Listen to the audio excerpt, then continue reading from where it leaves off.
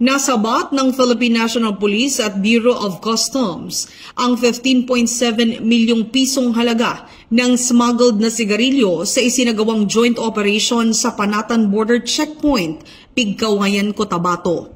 Nahuli ang 2 Fuso trucks na kargado ng 20,000 reams ng Fort at Berlin cigarettes. 6 na sospek na kinilalang sina alias Carl, Joy, Mike, Rods, Antoy at Roy ang naaresto at kasalukuyang nasa kustodiya ng PNP. Ayon sa PNP, bahagi ito ng pinaigting nilang kampanya kontra smuggling, lalo na sa mga lugar na madalas gawing ruta ng illegal trade.